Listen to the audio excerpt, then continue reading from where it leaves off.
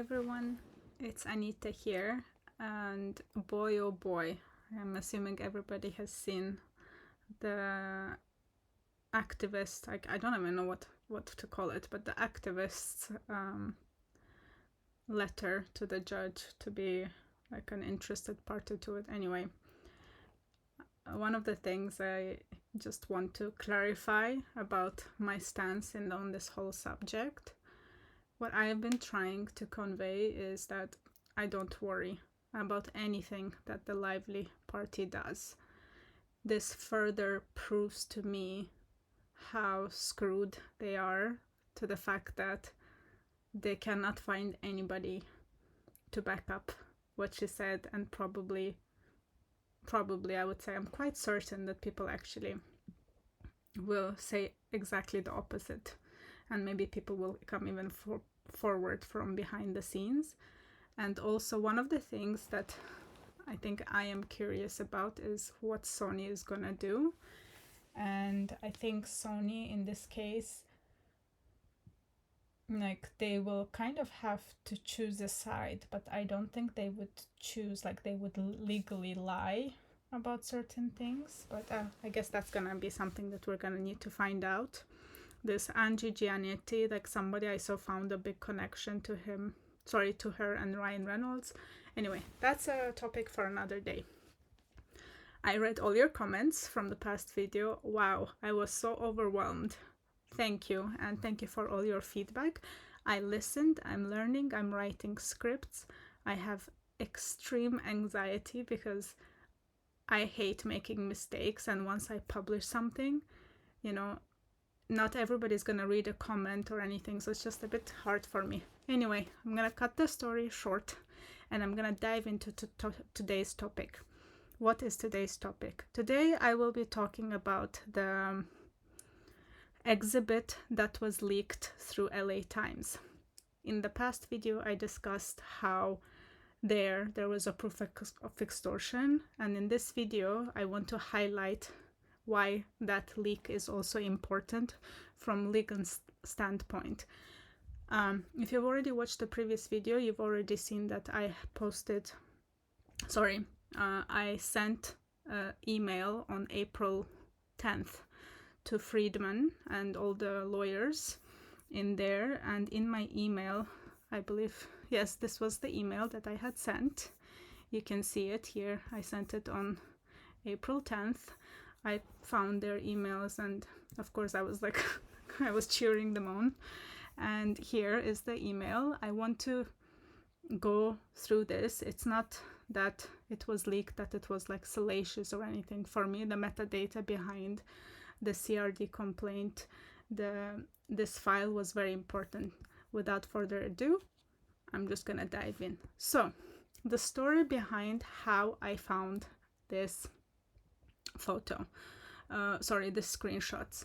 So, like, like one does, because I love getting triggered. Apparently, I don't do this anymore, or not as much, but I was just like reading the Baldoni files, the subreddit, to see what they're talking about, because sometimes, there are some people who believe not blindly, but they believe in like sage allegations for these purposes, but they're not so, like, in their comments you don't see like they're anti-Baldoni, they're more like pro-victim, but genuinely, because that's what they believe. And some people, they haven't read all the emails, or they're listening to people who are misrepresenting what the messages mean, or not even misrepresenting, straight out gaslighting. So it's sometimes I used to do that. I haven't been on that subreddit in, I would say, quite some time, but this is where I found those screen messages. In my previous video, I hid the name of the person who was the male guy, activist. I don't even know how to call him. I don't want to name him, but I will show. So when I'm gonna start. So I've created all the tabs here so we can see. So I saw this post from a while ago. I was reading his breakdown in there, what he was saying, and I saw this text message, and then I was like, wait, I haven't seen this before. And then on top he says, you know, he just like nonchalantly explains it. So what I did was like I saved this text message and I did a Google like reverse thing, and I was trying to find out where it was seen, and then that led me back again to his thread accounts, and where he talks. Somebody asked him, which complaint is this from, Blake's or Baldoni's? And then he says, this is from the exhibits that were attached to the New York Times article that includes. So I was like, wait, what? Like, how have we missed this? Like, that article has been like under contention. I don't know if that's the right word, but like everybody has been discussing that article. So I went like to all the exhibits, etc. to see. I was like, no, they did not post this. And I will be honest, at that time, I didn't even check this like link, what it meant, anything. I just, because when you click on this link, it just takes you direct, oops, sorry, I don't know what that is. Anyway, it takes you directly to the PDF. So this is the PDF we're all talking about, if you're not familiar. So I was like, this is interesting. I didn't read this. So at that time I had created a good like relationship with the Team Justin Baldoni moderator, 999, I don't know, like 9 or 99, that's her username. And so I was asking like, oh, have you seen this? And she was equally surprised, and then she helped me track the source of this article. Anyway, and I'm gonna get back to that guy in a second. So she helped me find the source of that article, and we found that it was this LA Times. So before we got here, before I reached to this to LA Times because of that moderator or subredditor, I in that guy's thing, threads, as I said, it was New York Times. That was strange. And when I go back to the Reddit page, like if you read it through in the this is a condensed version of a much longer video. I was like, so I guess he has discussed this thing. So I don't want, it's a disclaimer, I don't watch his videos. So I clicked on that, and this is the video. I want to play it quickly for you because, so before, like when you read his like I do not condone violence. Namaste. I'm zen. I'm good. Again, like even Blake Lively doesn't trigger me this much. Like she doesn't trigger me at all because I know for a fact she is a liar. And like about especially the SH allegations, I know it. I know why she did it. Speculative or not, it's a gut feeling. I know. You know, we all know. And I will not be gaslit. So, and before this, like before all of these things, I don't know how to say, as things have progressed, how to say, this guy, I was like, what are you doing? Like the way he explains and the gaslighting that he does, he reads a message and he's like, this is what it means. And I'm like, no, this is not what it means. What do you mean? Anyway, I want to show you these things because before I used to think he was just like using the momentum, you know, to go and get popular and, you know, whatever he might believe, his support, and maybe he's a male activist. I did not care about that part. You know, I was like, to be fair, everybody is now making content. I didn't mean to make content. Like my aim is not to make content. Actually, it's I just like I'm so passionate about this whole thing. I just wanted to. I think I have a good take on it, and I wanted to share. Anyway, not gonna blabber on. So I'm just gonna play this, and I'm gonna say like he is outright lying intentionally. And I think at this point, he is not independent anymore, if you know what I mean. Before he may have been, but right now, if you look at his posts and like, if you look at his recent posts and how it has changed, you can see it has a strategy behind it. Anyway, I'm gonna show how he brought this message up and how he has lied about it 3 times in a row. So first time, let's say maybe he forgot that, oh, it was in New York Times. but 3 times in a row is not a mistake anymore. And let's catch his lie together, and his body will give it away.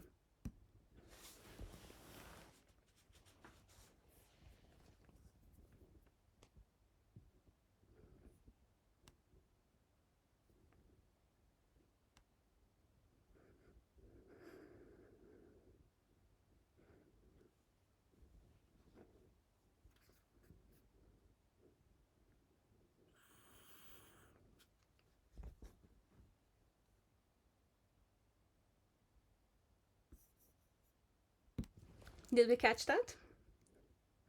So, I'm not a body language expert by no means, but if you read and Google, like, it's not a foolproof, but it's like when somebody rubs their nose, it can be like a sign of deception, or because they're anxious, or like the way he just like skims it over. New York Times didn't post this. Why would he say this way 3 times?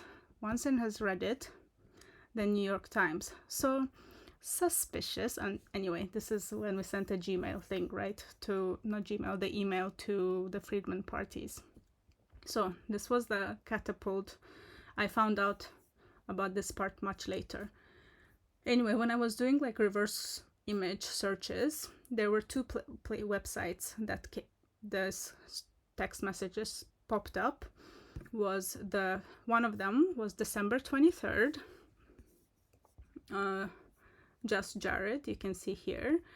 And this Just Jared, I think they are not linked to the Lively parties, but I mean, I cannot, like, I can't figure out this connection. Feel free to help me out, or if you have any information, please let me know. Because I did the metadata search, and I can say that, you know, it was, in fact, this is the image, was in fact like sent, or, you know, they received it on this date. And then, so this is the part. This is the article. And these are the text messages. This was the article that we see the exhibit and the CRD complaint. I'm going to get into this just in a minute. And the other page was the deux mois. In my email to Friedman, to be honest, like, I did this on my other work laptop, where I could, because as you can see, I sent them like the, what is it called? Metadata of where it's shown. Something interesting was that the image sent to deux mois, it had a metadata of Saturday, December 21st, and that's when the New York Times article also came out. So deux mois posted this before it was even released in LA Times, because in LA Times it was released on the 23rd. You will see 23rd of December. So, right? Suspicious. Okay. Just putting it out there. And deux mois I had found before the LA Times, so it was just like, oh, they posted on the 21st, you know. At that point, I was still under the impression that, oh, maybe it was the New York Times. I went and I did the Wayback Machine with 9, again, I don't know how to say her name, or the subredditor, the moderator for the Tim Baldoni subreddit. Anyway, we're trying to figure it out. And finally, now, from now on, this is the part that I think legally is crucial, and that's why I sent the email to the Friedman team. So, the article. As you can see, it was done on the, what is it called? On the 23rd of December, 2 days after the complaint. After the New York Times article. And then here you can see, I'm just going to do it right in front of you, that this will open. You can see it is the same file sharing with them, and also the exhibits accompanying the legal filing, right? So when you go to that, and you go to the metadata, here, you can see that LA Times also had it on the 21st of December. I'm gonna get to the part why this is important in a bit and what I think about this. So why would somebody wait 2 days before publishing such a massive story? So this is that when you go to the metadata, like this Aspos Party Ltd, I asked even my husband to help me out figure it out. He said that it's like it's a file sharing that's encrypted. You cannot really get to the source of it. But what's important is like this is the CA times Bright Spot CDN is actually link sharing file that California Times or LA Times uses for file sharing. So that's for sure that they are the ground zero for the dissemination of this information that was sent out. So this is the complaint, and it is the same with the PDF that is linked through the website.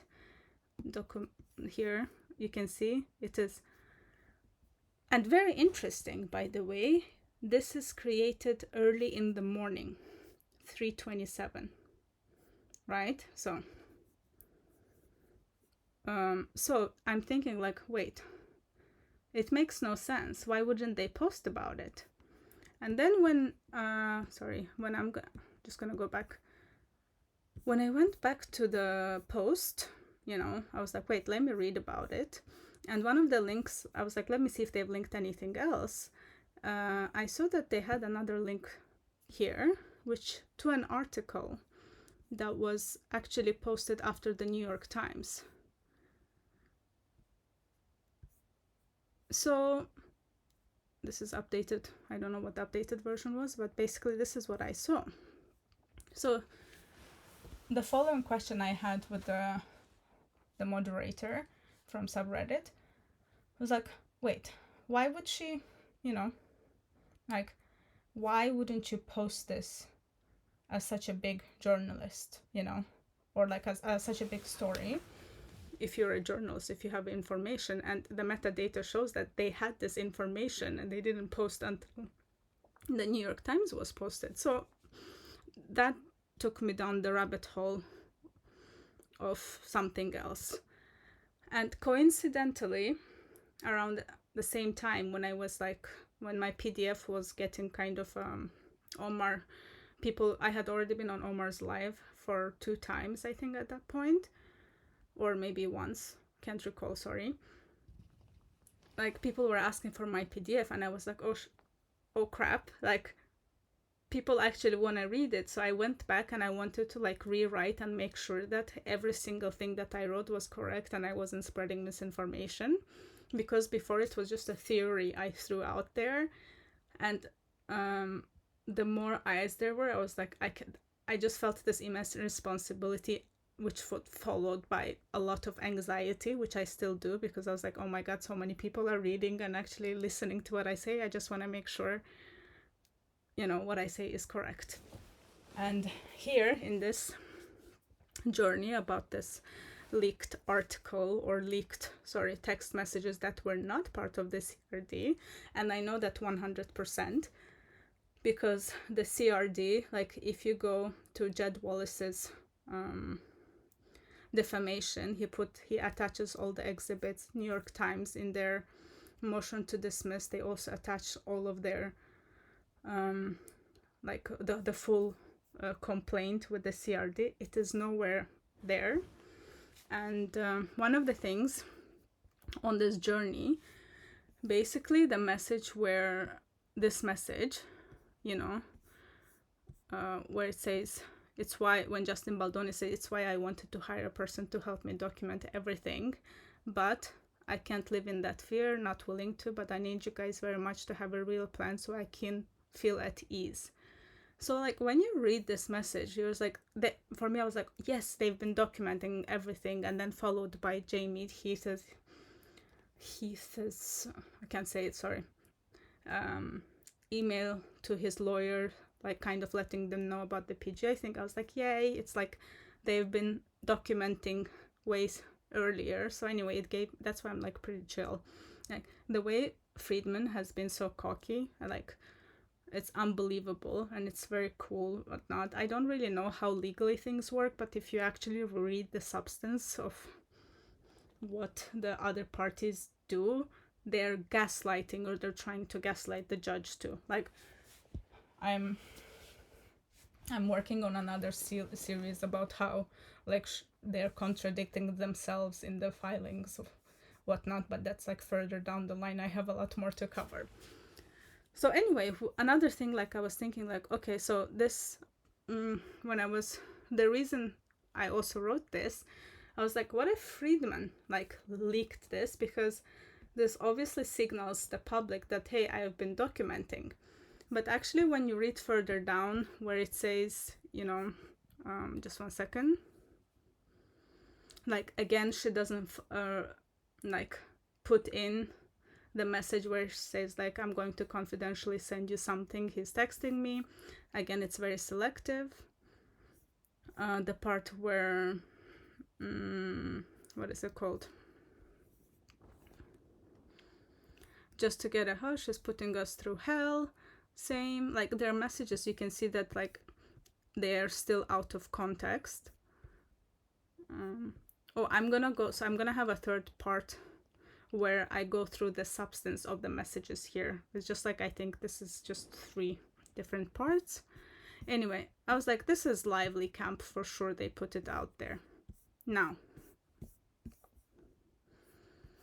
because of that, because again, the messages are out of context, and also, big question, how the hell do you have these things the same day as the New York Times and you don't post this? So, and sorry, I got sidetracked. I'm gonna pull it back up. So when I was rewriting the document after I got on Omar's live, I was like, again, I was reading, I was like, okay, let me find the exact interview so that when I refer, it's all clear, it's not like misquoted going back. One of the, this was a great coincidence, I don't know if I would have been able to find it without it, is that one of the one of the articles that I was referring to, because my deep dive also starts with a research about Ryan Reynolds' career before, and it concentrates not necessarily on his success and how much money the movies have made, but it's more about Ryan's vision as an actor, as a creative, and how he sees navigating through Hollywood. So I think I was concentrating on that part. And I found an article from LA Times in 2015. And, sorry. Oh no, where did it go? Okay, this is the one. Oh, my bad. Hold on, sorry guys, just one second. I need to this was the cover photo. I opened the link, sorry. Just bear with me, I will find the article again.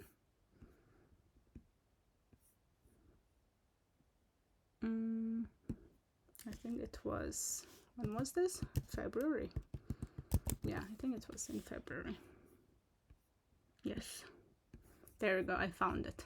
So one of the things, like, this is a great article, by the way, and basically I was doing research, and because I had been staring at this page for a while, I was like, the journalist, you know. And much later on, when I found this one, guess whose name was down here? Oh, this is gonna get juicier. 1 second. I'm gonna piss off some Swifties right now. So, Amy Kaufman. So basically this. And then I was like, interesting. So, like, they had a long-standing relationship, I must have, like, still it's journalism, right? At this point, I do not blame her. And by the way, I think she now believes Justin Baldoni. I'm gonna get there too. So this was very interesting. And then I was like, okay, who is this woman? Who is this journalist? So I clicked on her Instagram, and also like on her like when you read her bio, guess what? Amy Kaufman is a Pulitzer Prize finalist in 2022, and she was finalist for covering of the shooting on the Rust film set, and her work has always like focused on the dark side of the entertainment business, and she has uncovered misconduct allegations against Randall Emmett and Russell Simmons. I don't know who they are, sorry, like I don't know everything about Hollywood or these people. Anyway, I was like, let me do some research about this journalist. Again, so far, this is like December 23rd, right? We're believing Blake Lively. I was also a part of that. I was sad to see Justin Baldoni like do that. I remember watching his proposal video, and I was like, oh my god, like I was brainwashed for a second. Oh, I'm so grateful for that Exhibit A. Anyway, I checked. I was like, let me see what she's been up to. Lo and behold, our journalist is a Swiftie. And I think not just a simple Swiftie, she is a proper Swiftie. When I was checking her, doing some research, I opened her Instagram stories. You'll see. Oops, sorry, she was standing. Wait, I need to lower the volume. She was right in front of Lively and Taylor Swift. And LA Times sent her to basically do the coverage on this. She posts like 2-3 stories, and she's very close to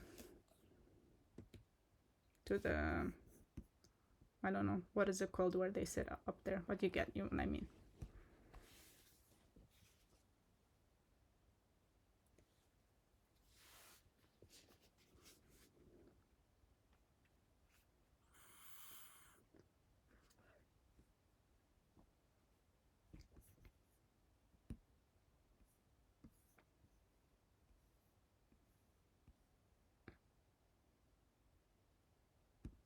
Anyway, so I'm digging furthermore, like to see who she is, and then trying to piece together like how can you be such a big, how can you have such a big story and not post it on the same day? Anyway, and then I go back to the article, and I'm like, wait, let me just like read fully what the article says. And one of the things that I saw, she talks like she kind of introduced in there like all the key players, and then all of a sudden I'm like, where did Scooter Braun come from? Right here, like we have established that this leak was coming from the Swiftie. I'm glad she's cooperating with Brian Friedman, so I'm not a Swiftie, but I am a truth seeker, so I am applauding. I am applauding and cheering all of this, that, as long as we get justice, true justice for Baldoni, I'll be cheering her on.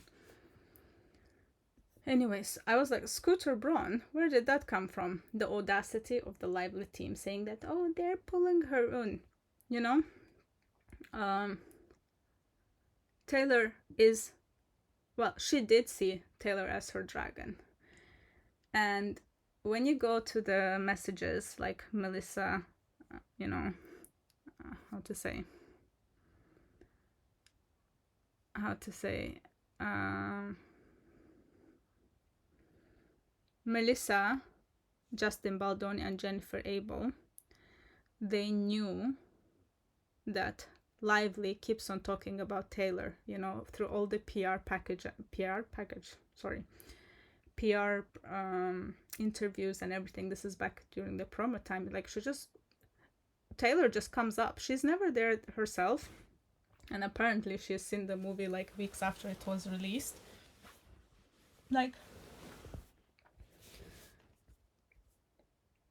Baldoni's side knew why they needed to protect themselves because of the Swifties, because Blakely was Swifties' bestie, and they would have gone after Justin Baldoni. I don't blame him. I literally don't blame him. Like, I mean, we have seen what has happened so far, so like they are proving our point, or like they're proving his point as to why he had to like defend himself, why he had to like prepare so many materials, because they didn't know how Blake would swing, you know. Their marketing plan, sorry, not PR plan, was like preparation in case anything happens. The audacity, like I was like, oh, this is what they did. Anyway, don't be gaslit, people, and do not get frustrated. Sorry, again, I'm gonna pull myself back together. Do not get frustrated. Anyway, the Scooter Braun, she's a big Swiftie, right? When you read at the New York Times article, like they've kind of, not at least, I'm not gonna give them credit, but they've concentrated more on the smear campaign, blah blah blah. They've kind of skipped the SH, allegations. They were trying to talk more about the PR games, the PR wars, or the PR machine. So I found this very interesting how this one was more about LA Times. So, and why, now I'm gonna get to why I think they went to this journalist, because she's very close to the Swiftie, like she's close to them. She would be able to call Taylor, she would be able to ask, like she would have a reach, and I believe a lot of Swifties follow her, like her tweet X, I don't know what you guys call it now, but her Twitter or X account, her threads, everything, she's largely followed by the Swifties. Whatever she puts out, is important. And then again, there's still like a lingering question that I still have, and that's why I sent the email to Friedman. I was like, why does this person not publish it on the 23rd? And I'm gonna close this one sec. So this is just before I give my theory about this. This is the one that was from the California, so LA Times, just to remember. So on the 21st at 1:04 a.m. apparently, and this one is at 3 something a.m. the text messages. This was the original post on the 21st, where LA Times doesn't mention all the information that they have, or the journalist. And oh yeah, this is like journalist. Sorry, I'm running back and forth, but I just wanted to show she was a big Swiftie. Like she has covered quite a bit, and she followed them during the Super Bowl. You can see this was like in last year January. You can see like she's very fond of them,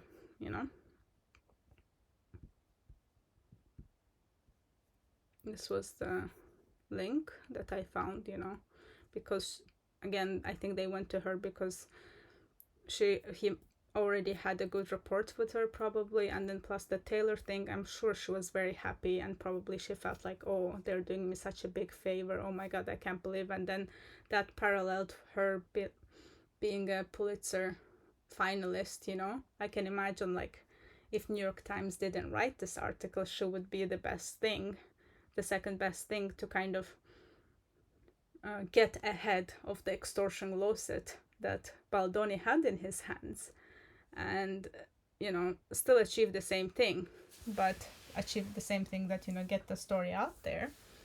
But there was a big difference, and I think this is where things come in. And this is the one with New York Times. As you can see, their file sharing thing is different, and the document, sorry, that was in Hungarian. And I don't know if this is like time difference, what it is, because whatever time the file is shared, I don't know enough information to understand like which time zone this goes to. But one thing is clear. LA Times and the New York Times, they had the complaint at the same time.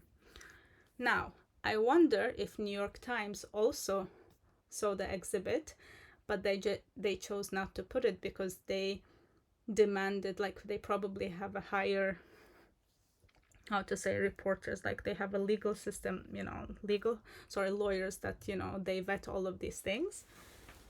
So my theory is that probably they also sent it to New York Times, but they just didn't release it.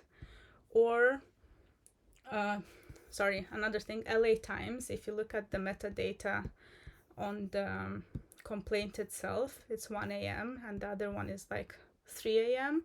And I wonder, like, if I'm trying to collect. So my question would be, and I wonder if there was a chance that New York Times wasn't going to publish and LA Times was a backup. And, just because, this is my, reasonable conclusion, I would say, or understanding of this whole situation, that, well, they were gonna smear him before, like, he could do anything, for sure. Again, my stance is that this is preemptive. This was because they knew, like, they needed to get out of this whole thing, and this was their new strategy. In my deep dive, you can read about it. I'm gonna get into it in further videos, but this is my, like, again, everything I've seen come out as we go. Even the human activist, or like whatever is it called, what is it? I can't even name, but even that filing further proves my theory that they have nothing. Literally, they have nothing, and they just want to get out of this whole thing.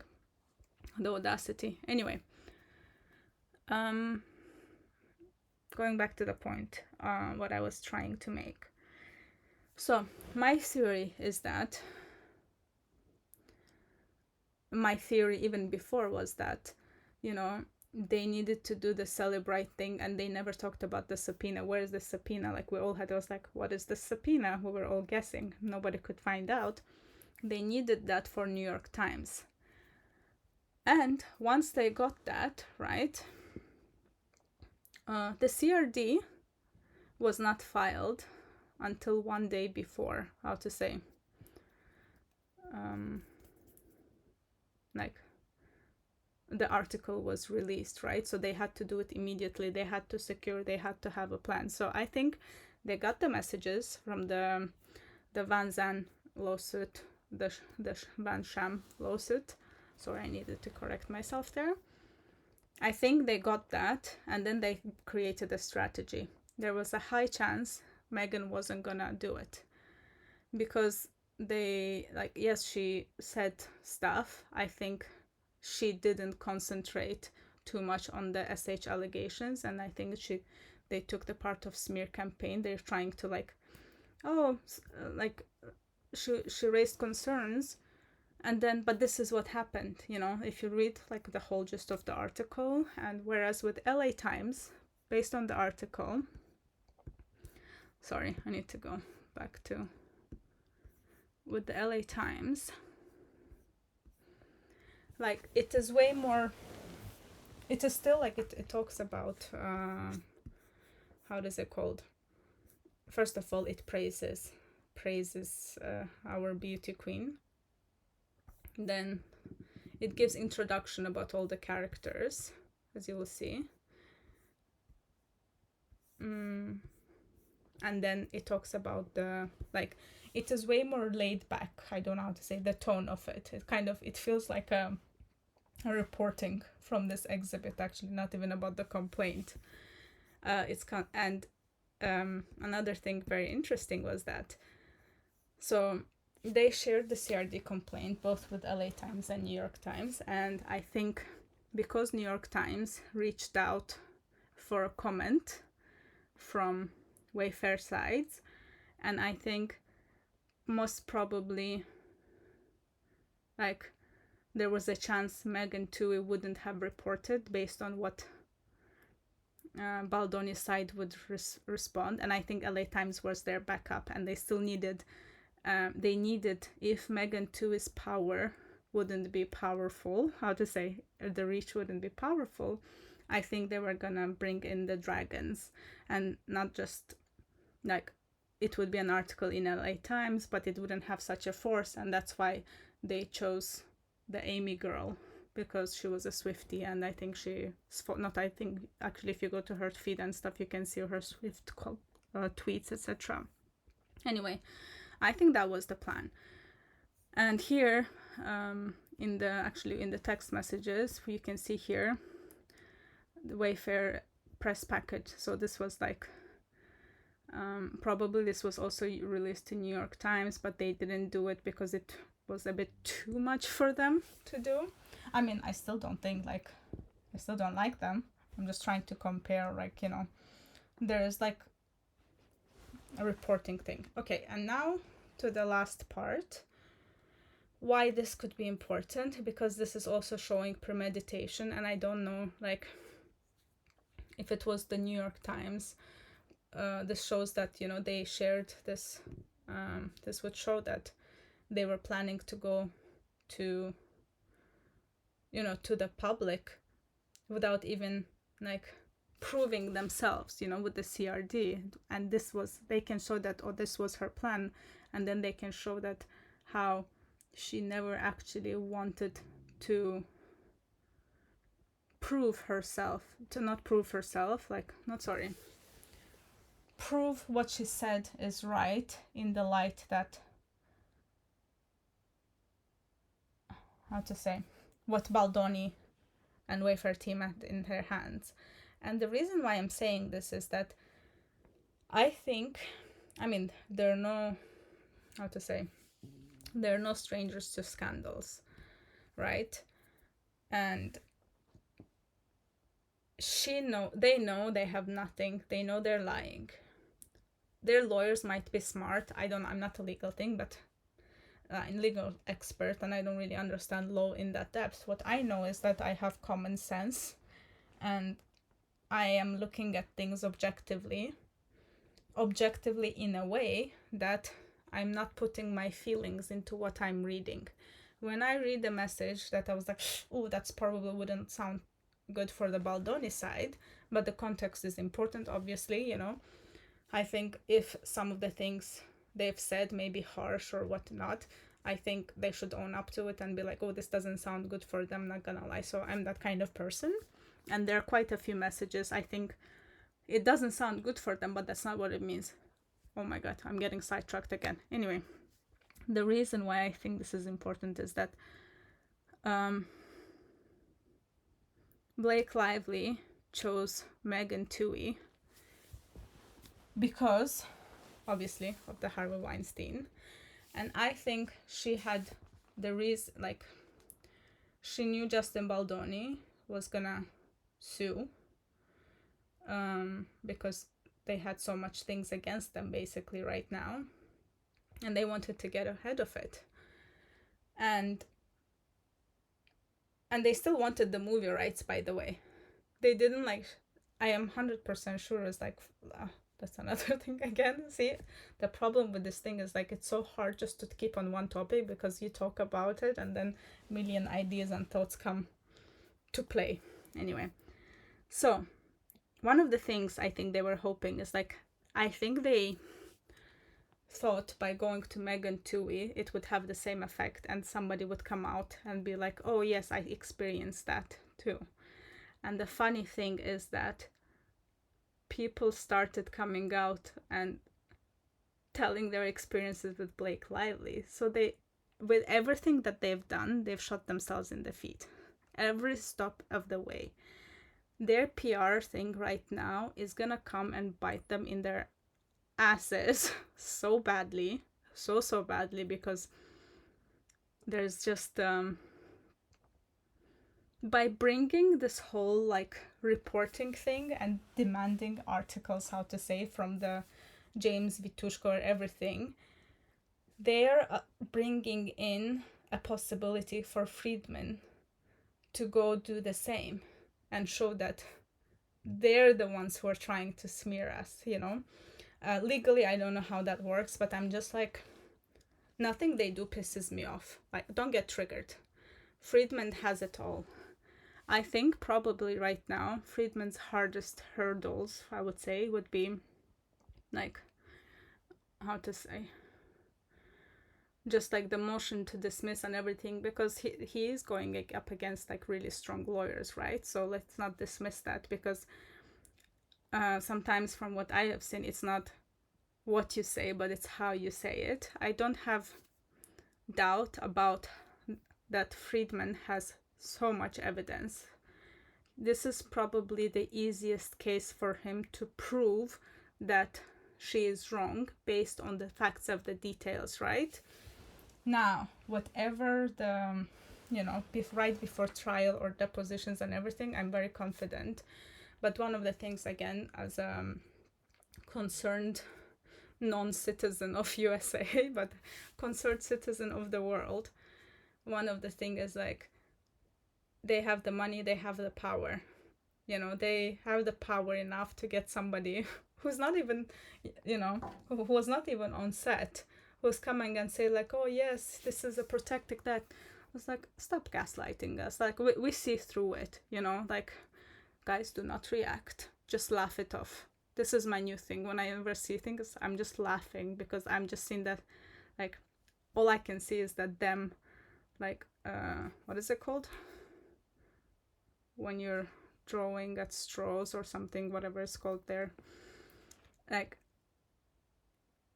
the amount of like motion to dismiss here, like here and there, like it's just ridiculous, really. Anyway, and that's why, anyway, I'm gonna close this off. The reason why I shared this stat is like, I think this is a key thing. It could be for Friedman things, because they didn't only go to New York Times, but they also went to LA Times, and here's the proof. And that's why I had shared it with them. I shared it with them on April 10th. And yes, this is like kind of a second part of this leak thing. And then when I got with the timeline, you know, with the timeline of relevant events as per my actual theory, I will be going also through the substances of these messages. Anyway, thank you for listening. Bye. Oh no. Oh no, I don't know how to quit it. Okay, bye.